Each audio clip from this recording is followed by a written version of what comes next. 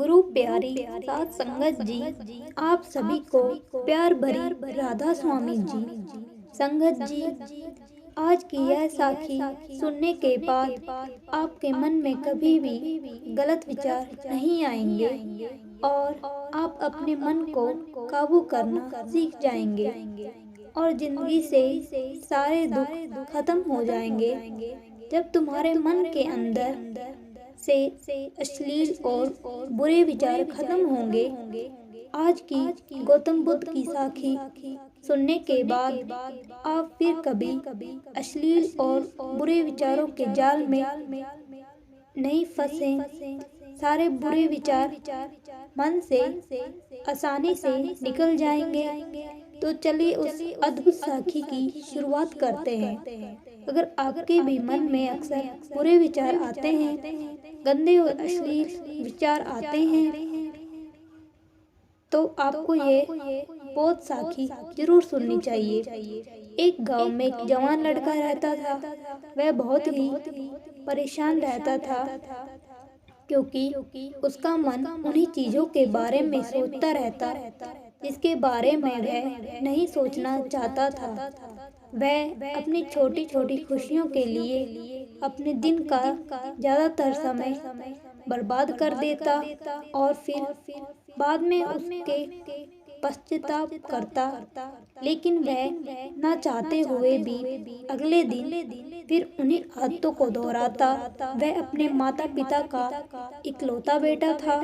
माता पिता धीरे धीरे बूढ़े हो रहे थे और वह जवान हो रहा था, लेकिन वह कुछ भी ऐसा नहीं कर पा रहा था जिससे उसके माता पिता को उस पर गर्व हो।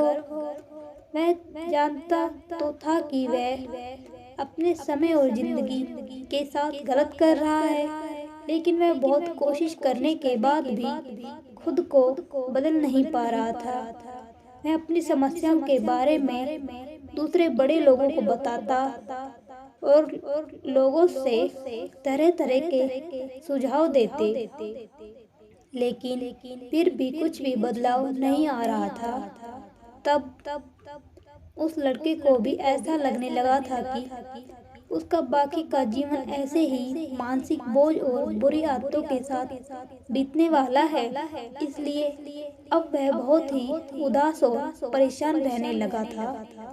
एक दिन लड़का अपने विचारों में खोया हुआ अपने गांव के तालाब के किनारे बैठा हुआ था। तभी पीछे से उसका एक मित्र भागता हुआ आया और बड़े उत्साह के साथ उसके कंधे पर हाथ रखकर बोला, मित्र, मुझे तुम्हारी सभी समस्याओं का समाधान मिल गया है। अपने मित्र के मुंह से ये बात सुनकर वह लड़का बहुत खुश होता है और पूछता है, क्या समाधान मिला मेरी समस्याओं का? लड़के के मित्र ने कहा, ध्यान तुम्हारी सभी समस्याओं का समाधान है। लड़के ने कहा, ये ध्यान क्या होता है? मित्र ने कहा, कल हमारे गांव में बाबा भिक्षा लेने के लिए आए थे। गांव के सभी लोग उन बौद्ध भिक्षुक से अपनी अपनी समस्याओं का समाधान पूछ रहे थे। तो मैंने सोचा कि मैं भी तुम्हारी समस्या का समाधान पूछ ही लेता हूँ। तो मैंने उनसे बौद्ध भिक्षुक से अपने मन को काबू में करने का तरीका पूछा। मेरे प्रश्न सुन कर उन बौद्ध भिक्षुक ने ज्यादा तो कुछ नहीं कहा, बस इतना ही कहा कि ध्यान जीवन की सभी समस्याओं का समाधान है। मैंने सोचा कि तुम्हें ध्यान के बारे में पता होगा, इसलिए मैंने उन बौद्ध भिक्षुक से ध्यान के विषय में ज्यादा कुछ नहीं पूछा। अपने मित्र की बात सुनकर उस लड़के ने कहा, मुझे उन बौद्ध भिक्षुक से मिलना है। वह लड़का और उसके मित्र बौद्ध भिक्षुक को ढूंढने निकल पड़े। बहुत पूछताछ और खोज के बाद उन्हें वह बौद्ध भिक्षुक बंगाल के एक गांव में एक पेड़ के नीचे ध्यान करते हुए मिलते हैं। वह दोनों उस बौद्ध भिक्षुक के पास जाकर बैठ जाते हैं। उनकी आंखें खुलने का इंतजार करते हैं। थोड़ी देर बाद जब बौद्ध भिक्षुक ने आंखें खोली तो वह उन्हें प्रणाम करते हैं और कहते हैं, आपने यह तो बता दिया कि ध्यान जीवन की सभी समस्याओं का समाधान है, लेकिन आपने यह नहीं बताया कि ध्यान है क्या। बौद्ध भिक्षु ने कहा, ध्यान क्या है, इसको मैं शब्दों में समझा पाऊँ इतनी मुझ में सामर्थ्य नहीं है, लेकिन अब क्योंकि तुम लोगों ने प्रश्न किया है तो मुझे कुछ बताना ही पड़ेगा। तो सुनो, मतलब है ना कोई प्रश्न, ना कोई उत्तर, ना कोई विचार और ना ही कोई भावना। ये एक ऐसी स्थिति है जो हमारी वास्तविकता से हमारा परिचय करवाती है। इसी स्थिति में पहुंचकर व्यक्ति के अंदर कोई भी प्रश्न, कोई भी उलझन शेष नहीं रहती, क्योंकि उसके सामने सब कुछ स्पष्ट हो जाता है। उसे जीवन की व्यर्थता का पूर्णतः आभास हो जाता है। लड़के ने पूछा, लेकिन ध्यान की ऐसी स्थिति को कैसे प्राप्त किया जा सकता है। बौद्ध भिक्षुक ने कहा, ध्यान करना बहुत आसान है, क्या तुम्हें बैठना आता है। लड़के ने कहा, हाँ मैं बैठ सकता हूँ। बौद्ध भिक्षुक ने कहा, कितनी देर तक बैठ सकते हो। लड़के ने कहा, ऐसा तो कभी आजमाया नहीं है, लेकिन जितनी देर तक चाहो उतनी देर तक बैठ सकता हूँ। बौद्ध भिक्षुक ने कहा, रोज के 1 घंटा आंख बंद कर सीधे बैठे रहना। लड़के ने पूछा, कब और कहाँ बैठना है। बौद्ध भिक्षुक ने कहा, कभी भी कहीं भी, बस जगह शांत और एकांत होनी चाहिए। लड़के ने फिर प्रश्न किया, मेरे मन के यह गंदे विचार और बुरी आदतें कितने दिन में छूट जाएंगी। बौद्ध भिक्षुक ने कहा, सिर्फ 1 दिन में। अगले तुम 24 घंटे आंखें बंद कर बैठ सको तो। बौद्ध भिक्षुक ने आज्ञा ले वह लड़का अपने घर आ जाता है और ध्यान करने बैठ जाता है। जैसे ही वह अपनी आंखें बंद कर बैठता है तो उसके मन में तरह तरह के विचार उठने शुरू हो जाते हैं, जैसे क्या ध्यान करने से सचमुच कुछ फायदे होगा, मैं अपनी बुरी आदतों को छोड़ भी पाऊंगा या नहीं, आखिर सभी लोग मेरी इज्जत कब करेंगे, मैं तो उससे प्रेम करता हूँ लेकिन वह मुझसे प्रेम क्यों नहीं करती, मैं ऐसा क्या करूँ कि मैं बहुत सा धन कमाऊं और अपने गांव का सबसे अमीर व्यक्ति बन जाऊं। इसी तरह के और भी विचार उसके मन में लगातार उठने लगे। फिर उसे ध्यान आया कि भिक्षुक ने कहा, ध्यान की अवस्था में कोई भी विचार, कोई भी भावना नहीं होती। अब वह अपने विचारों को रोकने का प्रयास करने लगा, लेकिन क्या बहती नदी को कोई रोक पाया है। वह लड़का भी अपने विचारों को नहीं रोक पा रहा था और आंखें खोलकर बैठ जाता और सोचता है, अब तक के जीवन में बहुत से काम किए लेकिन इतना मुश्किल काम कभी ना किया था। और अब बौद्ध भिक्षु ने बोल रहे थे कि ध्यान करना बहुत ही आसान है। वह लड़का उन बौद्ध भिक्षुकों से मिलने दोबारा अपने घर से निकल पड़ता है और उनके पास चला जाता है और कहता है कि ध्यान करना बहुत ही आसान है, लेकिन यह तो मुझे दुनिया का सबसे मुश्किल काम लग रहा है। मेरे बहुत प्रयास करने के बाद भी मेरे मन में विचार उठने बंद ही नहीं हो रहे हैं। बौद्ध भिक्षुक ने कहा, लेकिन तुम ऐसे विचारों को रोकने के लिए किसने कहा। लड़के ने कहा, तो फिर विचार रहित स्थिति कैसे प्राप्त होगी। आपने तो कहा था कि ध्यान में कोई विचार, कोई प्रश्न नहीं होता। बौद्ध भिक्षु ने कहा, हमारे दिमाग में हर समय बहुत से विचार जन्म लेते हैं और मरते हैं, लेकिन हमारा मन उनमें से किसी एक विचार को पकड़ लेता है और फिर उससे जुड़े विचारों के बारे में सोचता चला जाता है। इस तरीके से हमारा मन विचारों में उलझ जाता है और हम भूल जाते कि हम क्या कर रहे थे। जब तुम ध्यान करने बैठोगे तो तुम्हारे दिमाग में भी बहुत से विचार उठेंगे और खत्म हो जाएंगे, लेकिन तुम्हें किसी भी विचार को चुनना नहीं है, बस उन्हें देखना है। तुम्हारे मन में विचार उठेंगे और खत्म हो जाएंगे। धीरे धीरे समय के साथ इन विचारों के उठने की गति कम होती चली जाएगी। बौद्ध भिक्षुकों के मुंह से यह सारी बातें सुनकर वह लड़का अपने घर वापस आ जाता है और दोबारा ध्यान करने के लिए बैठ जाता है। इस बार वह लड़का बौद्ध भिक्षुक के सारे अनुसार अपने मन में उठ रहे विचारों को देखता है। वह कुछ देर तक तो विचारों को साझी भाव से देख पाता है, लेकिन फिर उसके मन में ऐसे विचार उठते हैं जिनके बारे में सोचने वह खुद को रोक नहीं पाता और वह गहरे विचारों में खो जाता है। कुछ देर बाद उसे याद आता है कि वह तो ध्यान कर रहा था। वह दोबारा विचारों को देखने का प्रयास करता है, लेकिन इस बार उसका मन दूसरी चाल चलता है।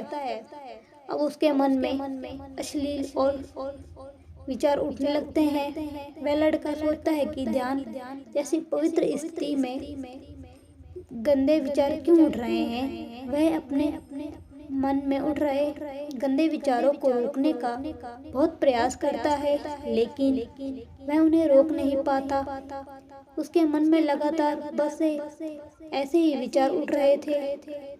बहुत देर तक प्रयास करने के बाद जब वह लड़का परेशान हो जाता है तो वह ध्यान उठकर सीधा उन बौद्ध भिक्षुकों के पास पहुंचता है और कहता है, मैं जब भी अपनी आंखें बंद कर ध्यान करने के लिए बैठता हूँ तो मेरे मन में सिर्फ गंदे विचार ही आते हैं। बौद्ध भिक्षुक ने कहा, कोई भी विचार अच्छा या बुरा नहीं होता, इसलिए किसी भी विचार को बुरा समझकर उसे जबरदस्ती दबाने का प्रयास मत करो, क्योंकि हमारे द्वारा विचारों का विरोध ही उन्हें और भी शक्तिशाली बनाता है। इसलिए किसी भी विचार को दमन करने का प्रयास मत करो, क्योंकि इसे मन की प्रकृति ही ऐसी है कि हम इस चीज के बारे में सोचने से रोकते नहीं। ये उसी चीज के बारे में ज्यादा सोचता है, इसलिए जब तुम्हारा विचारों को रोकना प्रयास व्यर्थ है और जिन विचारों को तुम गंदे व अश्लील विचार कह रहे हो वह विचार भी तुम्हारे जीवन का एक हिस्सा है। इंसानी जीवन को आगे बढ़ने के लिए इन विचारों को उठाना भी जरूरी है। एक बात हमेशा याद रखना कि जीवन में हम जिस भी चीज को स्वीकार करते हैं हमारा मन उसी चीज में सबसे ज्यादा रस देने लगता है। इसलिए जीवन की किसी भी सच्चाई को नजरअंदाज करने का प्रयास मत करो। हर चीज को स्वीकार करो, तभी तुम उस मुक्त हो पाओगे। लेकिन इसका मतलब यह नहीं कि तुम हर समय काम वासना के विचारों में ही डूबे रहो। तुम्हें यह समझना होगा कि काम वासना हमारे जीवन का एक छोटा सा हिस्सा मात्र है, पूरा जीवन नहीं। तो जीवन के इस पहलू को भी स्वीकार करो और आगे बढ़ो, क्योंकि इस जीवन में इसके आगे भी बहुत कुछ जानने के लिए है। लड़के ने कहा, लेकिन हमारा मन हमारे साथ इतनी चालें क्यों चलता है? क्या हमारे मन की हमारा शत्रु है? भिक्षुक ने कहा, नहीं, मन हमारा शत्रु नहीं, यह तो बस उन्हीं चीजों को अनुभव करता रहता है जिसमें इसे आराम मिले, आनंद आए। इसलिए जब हम कोई ऐसा काम करते हैं जिसमें शुरू में ही मन को आनंद मिलता तो हमारा मन उस काम का विरोध करता है। बौद्ध भिक्षुक ने आगे कहा, अगर तुम अपने मन से बुरे विचारों को खत्म करना चाहते हो तो अपनी आदतों को बदलो। तुम केवल तभी बदल सकते हो जब तुम्हारा मन तुम्हारे काबू में होगा, और तुम्हारा मन तुम्हारे काबू में तभी आएगा जब तुम खुद को जाओगे। तुम स्वयं अनुभव करोगे जब तुम ध्यान अनुभव करोगे। इतना कहकर बौद्ध भिक्षु खड़े हो गए और एक हल्की सी मुस्कान के साथ उस लड़के के सिर पर अपना हाथ रख दिया। इसके बाद उन्होंने आप भिक्षा पात्र उठाया और वहां से चले गए। वह लड़का उन बहुत भिक्षुकों को जाता हुआ देखता रहा, लेकिन वह बहुत खुश था क्योंकि उसे अपनी समस्याओं का समाधान मिल चुका था। ध्यान के रूप में वह समझ गया था कि उसे हर रोज ध्यान के लिए बैठना है और उसे अपने आते विचारों को देखना है, लेकिन किसी भी विचार को पकड़ना नहीं है। समय के साथ वह विचार खुद ही गायब होते चले जाएंगे। साथ ही वह यह भी समझ गया था कि कोई भी विचार अच्छा या बुरा नहीं होता। विचार सिर्फ एक विचार होता है, इसलिए विचारों का विरोध करना ही व्यर्थ है। तो दर्शक, चलिए अब असली और विचारों को काबू में करने के ऊपर गौतम बुद्ध की एक कहानी की ओर शुरुआत करते हैं। और मन इस दुनिया का सबसे पावरफुल हथियार है, लेकिन हम उसे ठीक तरह से इसका उपयोग नहीं कर पाते। साधारण सी बात है, हम अपने मन में जिस तरह के बीज बोएंगे, हमें आउटपुट भी ठीक उसे अनुरूप ही मिलेगा। लेकिन हम उस मन में ठीक तरह से बीज बो नहीं पाते। अगर आपके मन में भी हमेशा नकारात्मक और बुरे विचार आते रहते हैं और आप इस तरह सोचते रहते कि आपको नहीं सोचना चाहिए, तो भगवान बुद्ध से समझिए कैसे पाएं इस बिल्कुल समाप्त कर सकते हैं। एक बार भगवान बुद्ध के प्रवचन सभा में प्रवचन दे रहे थे। उनके समक्ष बहुत से उनके शिष्य बैठे थे। इस बीच कुछ नए शिष्य थे। उनका मन बहुत ज़्यादा दूसरी स्थितियों में रस ले रहा था। उनका मन तभी भी बहुत ज़्यादा शक्तिशाली था। यह कोई नई बात नहीं है। मनुष्य का मन अक्सर ऐसी गलतियां करता रहता है। मन उस चीज में हमेशा आनंद लेता है, तलाश करता है। जहाँ एक समझने वाली बात है कि मन इतना भी शक्तिशाली हो सकता है जो बुद्ध जैसे महान शख्स के सामने बैठने के बावजूद भी उसे अनदेखा कर दे। लेकिन भगवान बुद्ध जी की उपस्थिति भी इतनी कमजोर नहीं है कि बुद्ध के समीप बैठे लोगों के मन को चोट न पहुंचे सके। बुद्ध की बातों में इतना जादू था कि बुरे से बुरे लोग भी, चाहे कितना भी भटका वह मन क्यों ना हो, सभी को शांत हो जाते थे। भगवान बुद्ध के शब्द एक बार किसी के कान में चले जाते तो उसका रूपांतर निश्चित है।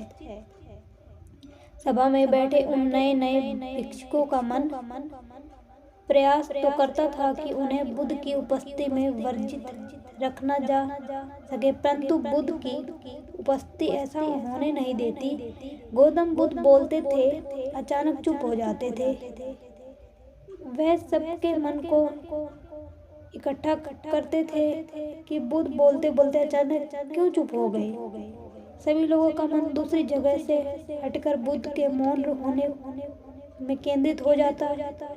फिर बुद्ध मुस्कुराते हैं और बोलते हैं, मेरे प्रिय भिक्षुओं, ये हमारे जीवन की बहुत कीमती है। इसकी कीमत हमें तभी समझ आती है जब यह हमारे पास कम समय के लिए बचता है। इसलिए तुम्हारे मन में जो भी प्रश्न है, चाहे जैसी भी प्रश्न हो, अभी पूछ लो। क्या पता कल ये पूछने का मौका मिले ना मिले। उसी वक्त एक नया बोध खड़ा होकर उन्हें पूछता है कि तथागत, मेरे मन में एक प्रश्न है, लेकिन मुझे समझ नहीं आ रहा कि मैं आपसे कैसे पूछूं। भगवान बुद्ध बोलते हैं, तुम्हारे मन में जो भी प्रश्न है, चाहे जैसा भी प्रश्न है, निश्चित ही पूछ लो। भिक्षुक कहता है, हे बुद्ध, मैं सोचता हूँ कि भिक्षुक बनने के बाद मन में सभी बुरे और अश्लील विचार खत्म हो जाएंगे, परंतु ऐसा नहीं हुआ। मेरे मन में अभी भी बुरे विचार आते हैं। जितने बुरे विचार है, जितनी भी कामुकता है उसमें कभी भी मेरा मन उलझा हुआ है। मेरा मन बार बार ऐसे विचारों की तरफ जाता है। सिर्फ भगवान बुद्ध बोलते हैं, यदि तुम्हारा मन अभी भी अश्लीलता में भटक रहा है और तुम्हें यह लगता है कि यह सब कुछ सही है, तो मैं तुम्हें नहीं रोकूंगा, क्योंकि मेरा उद्देश्य तुम्हें मानना नहीं, मुक्त कराना है। क्योंकि व्यक्ति या मनुष्य भिक्षु तभी बनता है जब वह हर चीज की अर्थ को देख लेता है। वह देख लेता है कि सारा काम, वासना, लालच, अहंकार ये ऐसे प्यारे हुए हैं जो कभी भी नहीं बढ़ते। वह यह भी जान लेता है कि सभी लोग इन कुओं को भरने में लग जाते हैं, परंतु आज तक इन कुओं को कोई भी नहीं भर पाया। जब किसी व्यक्ति को यह लगता है कि कोई भी चीज इस जीवन को पूरा नहीं कर सकती, तब वह सब कुछ त्यागने लगता है और वह भिक्षुक बनने का रास्ता भी चुन लेता है। फिर भिक्षुक दोबारा बुद्ध से पूछते हैं, परंतु हे बुद्ध जी, अश्लील विचार हमारा मन आते हैं। तब बुद्ध बोले कि बुरे विचार उन सभी बीजों का फल है जिन्हें हम जाने अनजाने में बो रहे हैं। गौतम बुद्ध के द्वारा बताए गए इन बातों को इस तरह समझिए। हमारे मन में बुरे विचार पैदा होने के लिए सबसे जानकारी आती है, उसे विश्वास बनता है। फिर विश्वास से पहले विचार की उत्पत्ति होती है और फिर यह व्यवहार में परिवर्तन हो जाता है। वह भिक्षु फिर पूछते हैं, बुद्ध अब हम क्या करना चाहिए? तथागत बोले कि सबसे पहले उन बीजों को बोना बंद कर दो जो कड़वा फल देता है। फिर बुद्ध कहते हैं, हर काम को हंसी के साथ करो। यह हंसी का मतलब यह नहीं होता कि हर काम का उल्टा सीधा तरीके से करो। इसका मतलब यह होता है कि हर काम को करने से पहले उसका परिणाम क्या होगा यह जानो। क्या वह काम करने से पहले आपको क्षण का आनंद मिलता है या क्षणिक लाभ मिलता है, तो वह काम का कोई अर्थ नहीं है। जिस प्रकार गंदे विचारों से हमें थोड़ी देर के लिए आनंद मिलता है और बाद में हमें अपने आप को कोसते हैं या क्षणिक लाभ के लिए गिनती में आते हैं, कोई भी काम करो तो अपने आप से पूछो कि वह काम हमें क्या करवा रहा है, उससे हमें क्या लाभ होगा। क्योंकि हम अपने जीवन में बहुत से ऐसे काम जाने अनजाने में करते हैं जिसका कोई अर्थ नहीं निकलता। बुद्ध कहते हैं, हर चीज को सम्यक रखो, चाहे वह सुनना हो, बोलना हो या फिर देखना हो, क्योंकि ये हमारे 5 इंद्रियां मन के द्वार हैं। इसी इंद्रियों से हमारे मन को भोजन मिलता है। जितना ज़्यादा और गलत तरीके से हम इस भोजन देंगे, हमारा मन उतना ही शक्तिशाली हो जाएगा।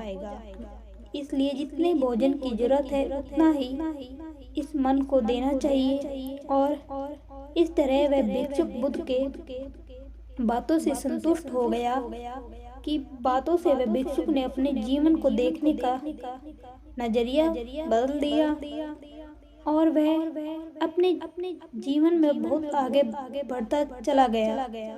और दशकों चलिए अब अश्लील विचारों को काबू करने में ऊपर गौतम बुद्ध की एक और कहानी की शुरुआत करते हैं। एक बार एक जवान लड़का गौतम बुद्ध के पास आता है और कहता है, बुद्ध, मेरे मन में इतने अश्लील विचार क्यों आते हैं? मेरे मन में अक्सर काम वासना विचार चलते रहते हैं।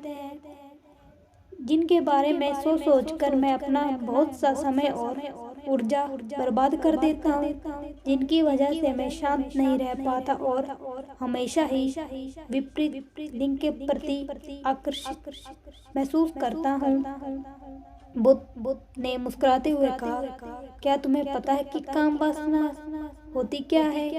लड़के ने कहा, बुद्ध, मुझे यह तो नहीं पता कि काम वासना का मतलब क्या है, लेकिन यह जो कुछ भी है बहुत बुरी है। बुद्ध ने कहा, सबसे पहले तो तुम यह समझो कि प्राकृतिक रूप से जो भी हमारे अंदर है वह बुरा नहीं है। हमारे जीवन में उसकी कुछ ना कुछ जरूरतें हैं। वासना एक प्रकार की भावना है जो हमें किसी ना किसी चीज की कमी का एहसास दिलवाती है। फिर हम उसे कमी की पूर्ति के लिए उसे चीज की तरफ आकर्षित होना शुरू कर देते हैं। जैसे अगर किसी के पास धन की कमी है तो उसके अंदर धन की प्रति आकर्षण यानी धन की वासना उत्पन्न हो जाएगी। तो वासना कुछ और नहीं बल्कि एक प्रकार की कमी, एक प्रकार की जरूरत का एहसास है, और जब वह जरूरत पूरी ना हो तो हम इस काम वासना कह देते हैं। लड़के ने कहा, बुद्ध, यह तो समझ में आ गया कि काम वासना का मतलब क्या है, लेकिन यह हमारे अंदर आती कहाँ से है? यह उत्पन्न कैसे होती है? बुद्ध ने कहा, काम वासना नहीं है, ये आती नहीं बल्कि ये प्रकृति रूप से हमारे अंदर की मौजूद है, और इसका होना जरूरी भी है, क्योंकि यही मानव जाति के विस्तार का आधार है। लड़के ने कहा, बुद्ध, जब काम वासना प्राकृतिक रूप से हमारे अंदर मौजूद है तब फिर लोग काम वासना को गलत क्यों बोलते हैं? बुद्ध ने कहा, यह एक बहुत बड़ी समस्या है कि लोगों ने काम वासना का गलत नजरिए से देखना शुरू कर दिया है, इसे दबाने की कोशिश करना शुरू कर दिया है। काम वासना का होना गलत नहीं है, बल्कि काम वासना का बलगाम होना गलत है। केवल उसी के बारे में ऐसा सोचना, केवल उसी के लिए जीना, केवल उसी को अपने जीवन का लक्ष्य बना लेना गलत है। बुद्ध ने उस लड़के से पूछा, तुम्हें क्या लगता है, क्या जानवरों में भी काम वासना होती है? लड़के ने कहा, हाँ बुद्ध, जरूर होती है, क्योंकि आखिर जानवरों को भी तो अपनी पीढ़ी आगे बढ़ानी है। बुद्ध ने कहा, फिर हम जानवरों की काम वासना को गलत क्यों नहीं कहते? लड़के ने कहा, पता नहीं बुद्ध, आप भी बताइए। बुद्ध ने कहा, क्योंकि जानवर अपनी काम वासना उपयोग सिर्फ संतान उत्पन्न करने के लिए करते हैं, उसे खुशी प्राप्त करने के लिए नहीं, और ना ही सुख भोगने के लिए इरादे से, क्योंकि जानवरों की प्रकृति ने इतनी सोचने समझने की क्षमता नहीं दी कि वह अपनी काम वासना को अपने क्षणिक सुख का आधार बना सके, जबकि हम इंसान अपने सोचने समझने की क्षमता का उपयोग करके प्रकृति में पाई जाने वाली हर चीज को अपने सुख और आनंद के लिए उपयोग करने का प्रयास करते हैं। हम इंसानों ने काम वासना के साथ ही यही किया है। वह अपने आनंद और भोग का आधार बना लिया है। जिस भावना प्रकृति के मानव जाति का अस्तित्व बना रखने के लिए हमारे अंदर डाला था, उस हमें जीवन को लक्ष्य बनाया है, और इंसानी काम वासना का यह बेलगाम होना ही उसके गलत होने का कारण है। लड़के ने कहा, बुद्ध, लेकिन यह काम वासना हावी होती क्यों है? इसके बेलगाम होने का कारण क्या है? बुद्ध ने कहा, काम वासना बेलगाम होने के 4 बड़े कारण हैं, जिसमें से पहला कारण जीवन में किसी बड़े उद्देश्य का ना होना। बुद्ध ने उस लड़के से पूछा, क्या जब तुम किसी काम में व्यस्त होते हो तब भी तुम्हारे दिमाग में अश्लील विचार आते हैं? लड़के ने कहा, नहीं बुद्ध, जब मैं व्यस्त होता हूँ तो मेरे दिमाग में अश्लील विचार नहीं आते। बुद्ध ने कहा, हमारा दिमाग एक बार सिर्फ एक चीज के बारे में ही सोच सकता है। इसलिए जब हमारे दिमाग में कोई दूसरे विचार चल रहे होंगे तो अश्लील विचार आ ही नहीं सकते। अगर हमारे जीवन में कोई बड़ा और स्पष्ट लक्ष्य है और अगर हमें उस लक्ष्य के प्रति पूरी तरीके से समर्पित हैं, तो हमारे पास कभी इतना समय नहीं होगा कि ये फालतू विचार हमारे मन में घर कर सके। और अगर ऐसे विचार उठते भी हैं तो हमारे मजबूत लक्ष्य के लिए विचार उन्हें आसानी से हमारे मन से निकाल देंगे। लेकिन असल समस्या ये है कि अधिकतर लोगों के पास एक मजबूत और स्पष्ट लक्ष्य की कमी है। बुद्ध ने कहा, काम वासना के बेलगाम होने का दूसरा कारण समाज के द्वारा इसे गलत बता कर दबा जाने की कोशिश करना। लोगों के एक बड़े तबके के कामयुक्ता को हमेशा ही सबकी नज़र से देखा है और इसका सबसे बड़ा कारण है कि हमने अपने यौन अंगों को शरीर के बाकी अंगों की तरह स्वीकार नहीं किया, जबकि हमारे यौन अंग भी हमारे बाकी अंगों जैसे हाथ, पैर, मुंह आदि के सामने ही एक अंग है और अपना काम करते हैं जिसके लिए प्रकृति ने उन्हें बनाया है। लेकिन हमने उन अंगों को कुछ ज़्यादा ही रहस्यमय बना दिया है। जब कोई चीज रहस्यमयी बन जाती है तो उसके प्रति लोगों की एक अलग ही रुचि जागृत हो जाती है, जिसकी वजह से लोग जाने न जाने में काम वासना के प्रति आकर्षण महसूस करते हैं। बुद्ध ने आगे कहा, जब किसी विचार को दबाने का, उसका दमन करने का प्रयास किया जाता है, तब वही विचार मजबूती के साथ उभर कर आता है और यही काम वासना के विचारों के साथ भी किया जा रहा है। बुद्ध ने कहा, अगर मैं तुम्हें कहूँ कि आम के बारे में मत सोचना तो तुम्हारे मन में पहला चित्र किस चीज का आया? लड़के ने कहा, बुद्ध, मेरे मन में पहला चित्र आम का ही आया। बुद्ध ने कहा, इसी प्रकार जब हम अश्लील विचारों को जबरदस्ती रोकने का प्रयास करते हैं तो वह और मजबूती के साथ हमारे अंदर उठते हैं। इसलिए कभी भी विचारों को दबाने की कोशिश ना करें। लड़के ने कहा, हाँ बुद्ध, यह तो मैंने भी महसूस किया है। बुद्ध ने कहा, हाँ, इंसानों में कामुकता के हावी होने का तरीका कारण है हमारा अपने विचारों के प्रति जागरूक न होना। हमारे मन में कैसे विचार चल रहे हैं, हम इस पर कभी ध्यान नहीं देते। हमारे मन में उठने वाले विचारों के बारे में यह अनोखी बात यह है कि जब हम किसी एक विचार के बारे में विचार करते हैं तो हमारा मन उसी से संबंधित और ही विचार हमारे सामने रखना शुरू कर देता है और फिर ऐसे ही हमारे मन में विचारों की श्रृंखला बन जाती है जिस पर हम उलझकर रह जाते हैं। एक ऐसा ही होता है अश्लील विचारों के साथ। हमने एक बार किसी को देखकर अपने में एक अश्लील विचार पैदा किया, फिर हमारे मन में अपने आप ही अन्य विचारों की श्रृंखला बना देता है जिनके बारे में सोच कर हम अपनी बहुत सी ऊर्जा और समय बर्बाद कर देते हैं। इसलिए पूरी जागरूकता के साथ अपने अंदर उठने वाले विचारों पर ध्यान देना जरूरी है। बुद्ध ने कहा, अश्लील विचारों के हावी होने का चौथा कारण बुरी सोच। अश्लील विचारों को वाले लोगों संगति करना हो। कई बार ऐसा होता है कि काम वासना हमारे अंदर नहीं होती, लेकिन अश्लील लोगों के साथ रहने की वजह से हमारे अंदर हावी हो जाती है। लड़के ने कहा, हाँ बुद्ध, यह बात मैंने खुद महसूस की है।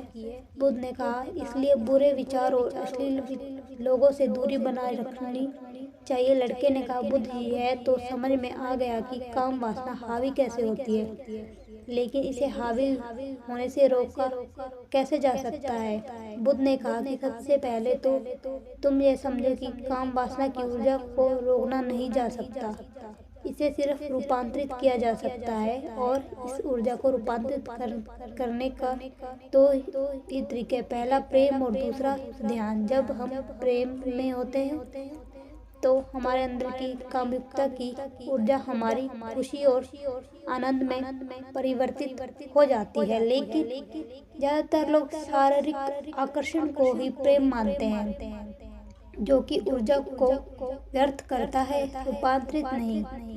काम करना वासना की ऊर्जा को जरूर शरीर के अंदर ही रूपांतरण का सबसे सफल तरीका है।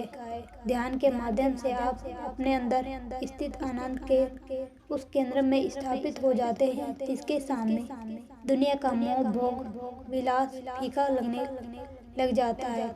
ऐसा नहीं कि आप ध्यान में उतरने के बाद वह सब सोचने और करने में सक्षम नहीं होते, बल्कि आप उसमें ऊपर उठ चुके होते हैं और फिर यह सब हरकतें आपकी छोटी और बिचकानी लगती हैं। लड़के ने कहा, बुद्ध, हम ध्यान की शुरुआत कहाँ से करें? बुद्ध ने कहा, सबसे पहले तुम खुद के साथ अकेले में बिताना शुरू कर दो, क्योंकि जो इंसान जिसके साथ सबसे ज़्यादा समय बिताता है वह उसका सबसे ज़्यादा जानने वाला लगता है।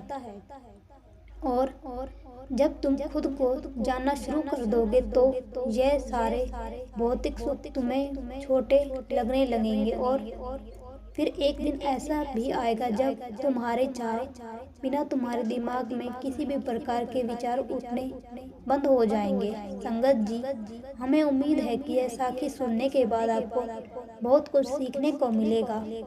साथ संगत जी, साखी अगर आपको अच्छी लगी हो तो चैनल को सब्सक्राइब करें और बेल आइकन को प्रेस कर लेना ताकि यह वीडियो आप तक सबसे पहले पहुंच जाए। राधा स्वामी जी।